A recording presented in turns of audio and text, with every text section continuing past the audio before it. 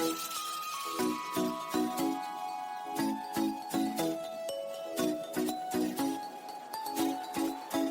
most important work of your life is the work you do within your soul. This is Home Improvement for the Soul. Hello, and welcome to Home Improvement for the Soul. I'm MaddiCheers. Thank you for joining us. And our very special guest today is my little sister, Celia Kibler. And she is an amazing human, not just because she's my sister, but because she has a program called Pumped Up Parenting, where her original goal was to help 1 million parents stop yelling at their kids, which she's already passed. So now her goal is to stop 10 million parents from yelling at their kids. And so she has also written a book called Raising Happy Toddlers, which is a bestseller and just won the Mom's Choice Award. So, Seal, thanks for being with me today. Thank you for having me, Maddie, my older sister. Always the oldest. So we are going to kind of toss around the idea of what do we do with our kids when they're getting so many gifts this time of year. If you're like our family, we have people who are celebrating Hanukkah, people who are celebrating Christmas, lots of extended family. So when that happens, we noticed many years ago, actually, when the kids were little, we noticed that we would all get together for our big holiday celebration. Everybody would have a gift for the kids. Long ago, we gave up getting gifts for the adults. We would all just pool our money and give to a charity, whatever we were going to spend on each other. But we noticed that the kids were getting so much, they were just sort of ripping open the gifts and like looking at it and passing it on and then taking the next gift. And they were barely stopping to say thank you or notice who had given them the gifts. So we thought there's got to be a better way to do this, because we don't want our kids to forget to be grateful for what they are getting. So, Seal, I just really wanted you to talk with parents like you always do, who may be listening today, about what they can do to make sure that their children don't forget to say thank you. Well, there's a few things you want to remember first, and that is that when you're buying gifts, other relatives are buying gifts for your kids, there's a lot of people buying gifts for your kids. And because of that, they're going to get an abundance of gifts. If everybody buys 5 gifts and there are 10 relatives, that's 50 gifts. Wow. And you have to ask yourself, do they really need all that stuff? And parents around the world are dreading all the extra stuff that's in their house that they don't have room for at the beginning. So you really need to consider and create a balance for how many gifts you're buying them. It should not be a competition. It should not be. This is really about the value of what you're giving and allowing your kids to take time to appreciate and be grateful. Yeah, and I think not only should it not be a competition, but we should not be forgetting what the season is all about. So there are some solutions that, you know, we were talking about, but if you could either spread the gifts out over the year. So if you're giving 5 for Christmas, maybe you only give 2 for Christmas and 3 at their birthday. You save it for that. Or perhaps you're going to give some to charity. You know, you put up a great list on Pumped Up Parenting that was all about what if your child doesn't like a gift. And that's when you really, really have to make sure that they understand that, like it or not, that whole idea of it's the thought that counts deserves some show of respect and gratitude. So I love the first thing you said on that list. Encourage appreciation. So do you want to... Right. And that's all about teaching your children to appreciate. Teaching them things like saying thank you if somebody gives them something. So even if they get something they're not so crazy about, like you said, it is the thought that counts. It is about this person deciding to take time out of their busy life and out of their financial obligations and buy you a present. And that should be something that's discussed, is a great discussion before the holidays, not addressing it at the moment that your child really wanted this doll and wound up getting another doll, and then they got all cranky and fussy. You need to talk about it before all these gifts start coming in, so that every gift, regardless of how crazy they are about it, is appreciated, and that when they open it, they say thank you to the person who gave it to them. Absolutely. You know, that is so important, because we know so much about gratitude. We've talked a lot about even the science behind gratitude, about even hearing somebody say thank you makes you happy. It releases serotonin in your brain. So the idea that somebody who loves you, which is usually who's at your Christmas celebration or your Hanukkah celebration or your Chrismukkah celebration or whatever you're celebrating, whoever is there giving you a gift loves you. And they're not giving it to you to hurt you. They're doing the best they can. And they don't ever have to know that the gift is going to get given away to maybe a child that has less than. So that's another thing to talk about with your kids. And I think that is one of the things that we talk about a lot, is finding a charity too. We did that when we, like I said earlier, when we decided we weren't going to get gifts anymore for adults. One year we adopted a family. One year we picked a charity and all of us gave to a native charity of my choice, Bob and I, my husband and I's choice. And then it went on from there. But you can include your kids in that. I remember the year with your daughter, with Lauren, when she was little. And right before Christmas, you said, this kid just has too many stuffed toys. Too many toys. I remember that room well, like filled to the brim. And there was a woman back then in Baltimore who was called Mrs. Claus. And I don't know if there's any more Mrs. Clauses, but what a wonderful woman.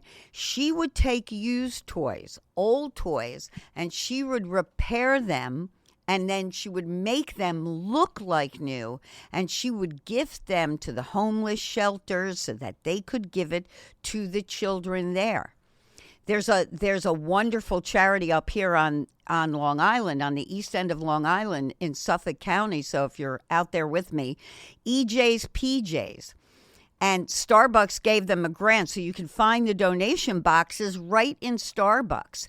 So EJ's PJs is a charity that provides PJs for kids at Christmas who don't get that. A lot of us have that tradition where every Christmas we get a new set of pajamas. That's a big thing, right? So nice warm flannel pajamas if you're up here in the north with us.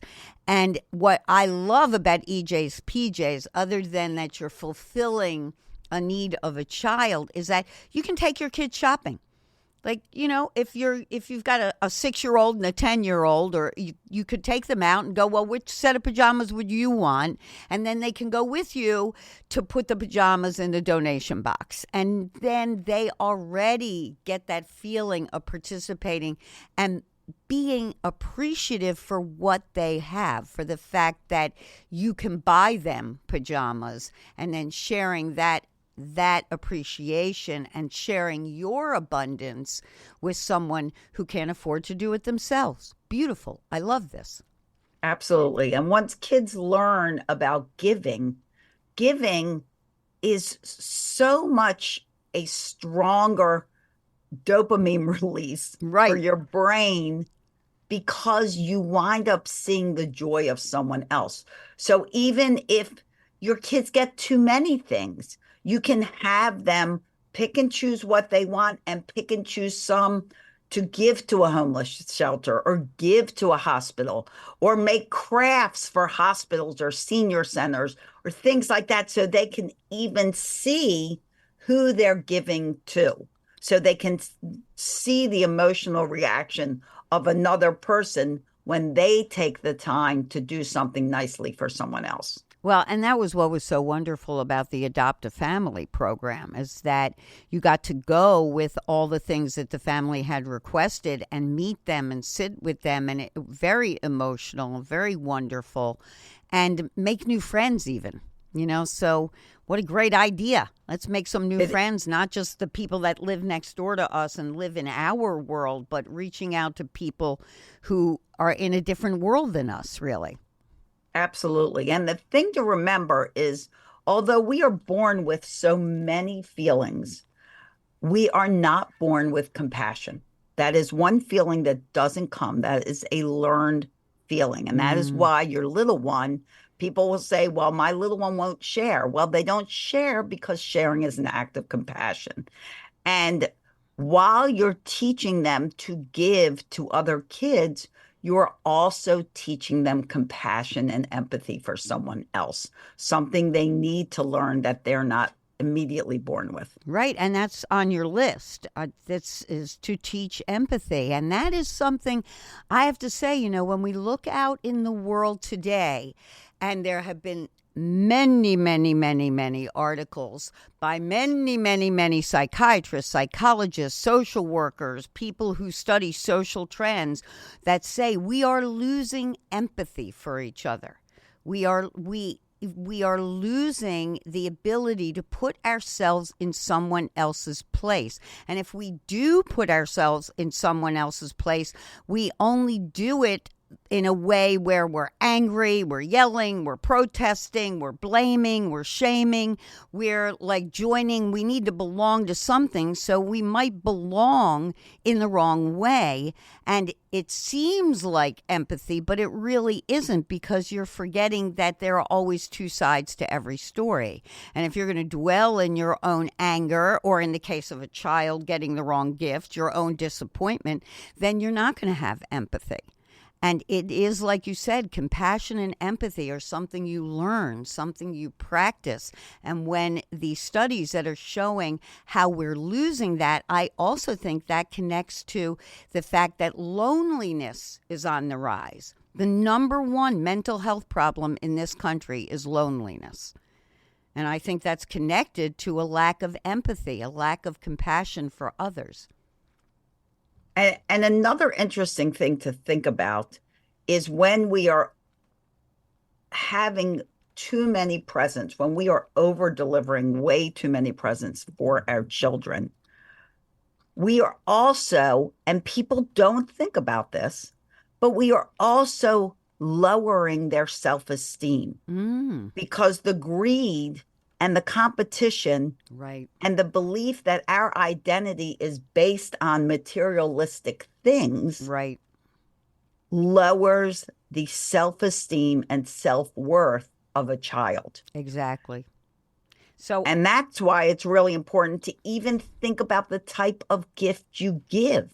Yep. Are you giving a child a wooden puzzle or blocks or toys or boxes that they can use their imagination and creativity for?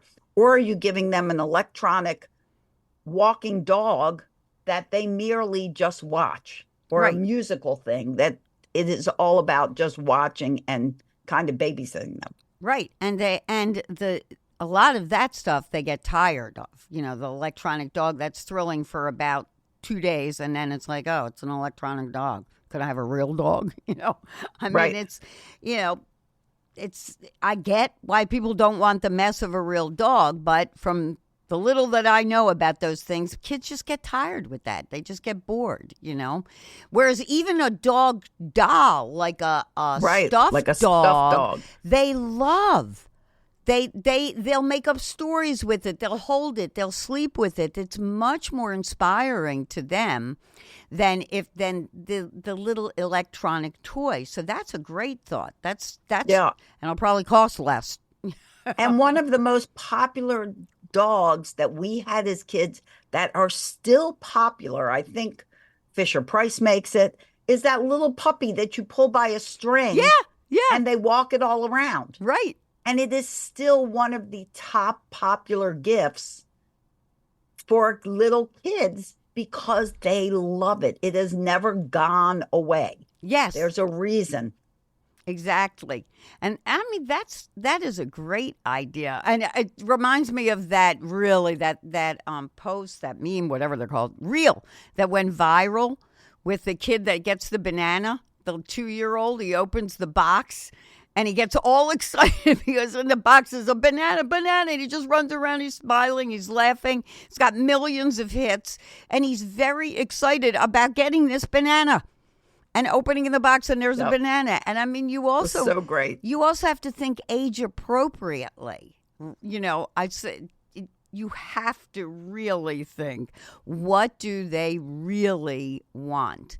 And do you really have to spend hundreds and hundreds and hundreds of dollars? And who are you really doing that for? Dr. Clarissa Pinkola Estes, who's the author of Women Who Run with the Wolves, she makes a really great point. She has a whole series that I highly recommend, especially to any woman over 50, called Dangerous Old Women, or The Dangerous Old Woman. But she talks about how we, the grandmothers and the grandfathers, we elders, we wisdom keepers, we are the ones responsible for watching out for the soul of our children.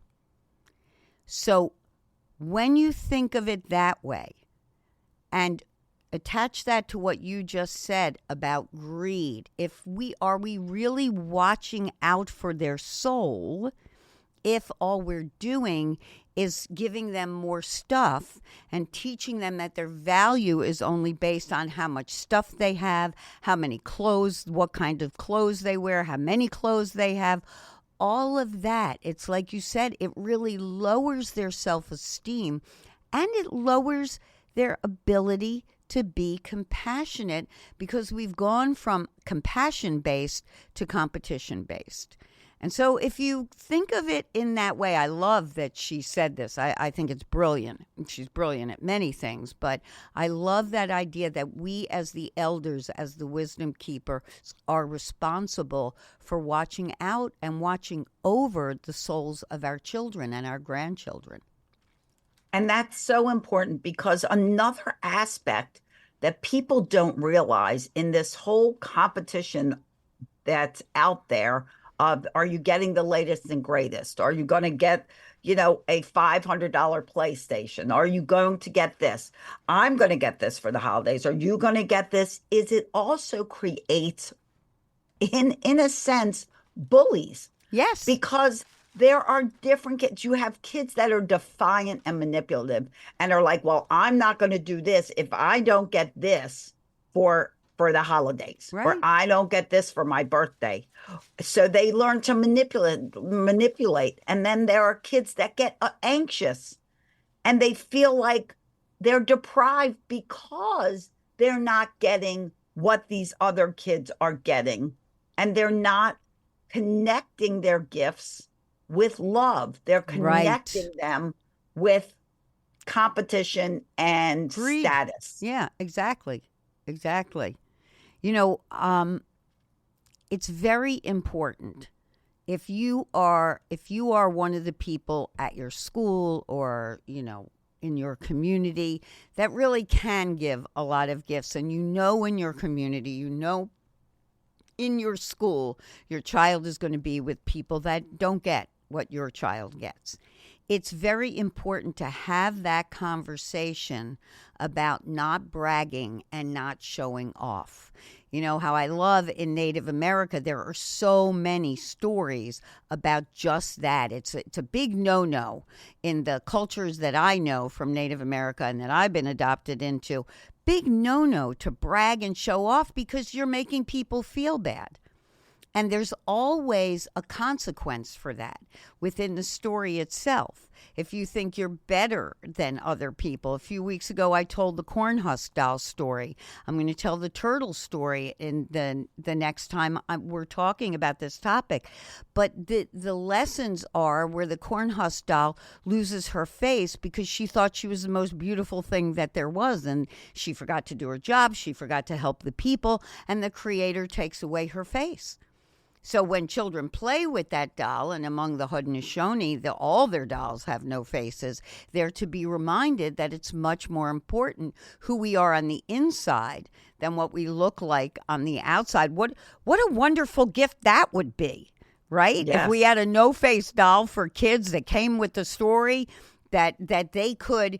The other great thing about the no-face doll is that it allowed a child to use their imagination. When you're playing make pretend with it, you can imagine it's you, it's your mom, it's your dad, it's anybody. You can put that doll in any situation.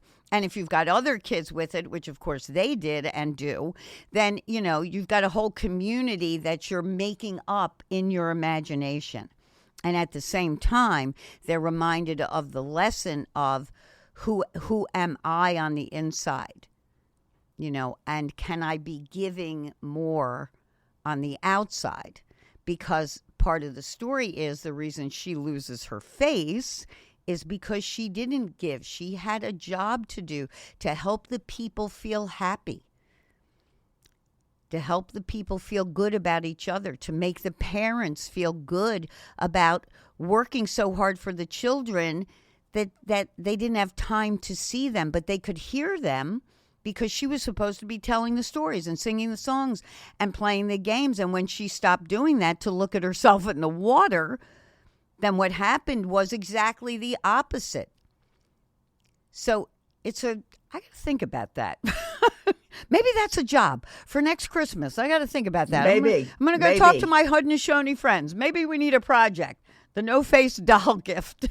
And you there's a lot of things you should be doing to help your children along the way, along the year leading up to birthdays and holidays. Right. And just in your household, you should be creating calm, respectful, kind communication. You should not be allowing kids to talk back to you, to be aggressive to each other. You should not be that way to your children. Well, so one of the things is set them up to know how to speak to other people with respect. Exactly. And I think that's one of your big points here on the list where you say model gratitude. You have to do it. You know, if you get something you don't like, it's happened to all of us. If you get something you don't like, you still say thank you. And then if you want to point out to your child later, this isn't mommy or daddy's favorite thing, but we're so grateful that somebody thought of us. The most important thing that you can do for any other human being is to appreciate them. Exactly. That's the most important thing at home, in your relationships with your partner, your spouse, your children, is to intentionally appreciate what they're doing every day. They do for you. It's often, like I've explained in my home, I do the dishes and my husband does the laundry. Why? Because I don't like to do the laundry and he doesn't like to do the dishes. So it works out pretty well. But whenever he brings up a load of laundry, every single time I say thank you. Yep. And people can say, well, that's his job. It doesn't matter. What matters is the amount of effort somebody is putting into the day to make life better for all of you. Your children do so much more good than not so good. Appreciate it. Let them know you notice. Right. It is a game changer. And then they will learn appreciation from that. Yep. Exactly. I remember once our friend John Stokes, who heads the tracking project, and he did a lot of work. His whole goal is to learn tracking from elders in Australia, and he travels around and teaches tracking and the arts of life to different cultures around the world who had it but then lost it. And he was once sitting with the Mohawk elder and friend that, just an amazing man who taught us everything we know just about, I won't say everything, but just about everything that we know about the Haudenosaunee and the Great Law of Peace, which I talk about a lot here. And his name is Tom Porter, again, for those of you that may have not listened before this. But Tom once was sitting next to John, And he leaned over to John and he said to him, "You want to know the secret to life?" And as John always says when he tells this story, when somebody like Tom Porter says to you, "Do you want to know the secret to life?" your answer is yes. And Tom said 2 words: thank you. Mm-hmm. Absolutely. And I know. So we're going to continue this discussion in our next week. We're going to talk about a few other things for helping your children when they are in the midst of this season and helping others in the midst of this season. I want to thank you, Celia, for being on this session with us, and we will be back soon. But as always, I opened my book, The Mandala Meditations.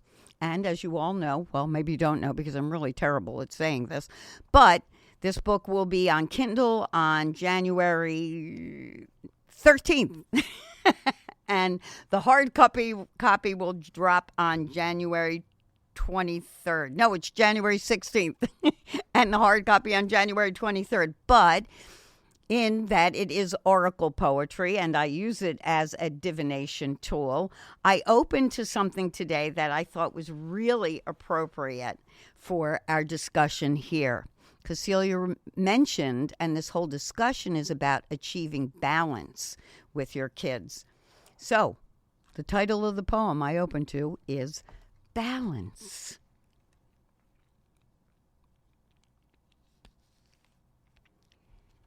This is the place where balance reigns, where dark is light and hope remains. This is the time when all is new and love abounds through me and you. This is the light from which I shine, both now and then, through word and rhyme.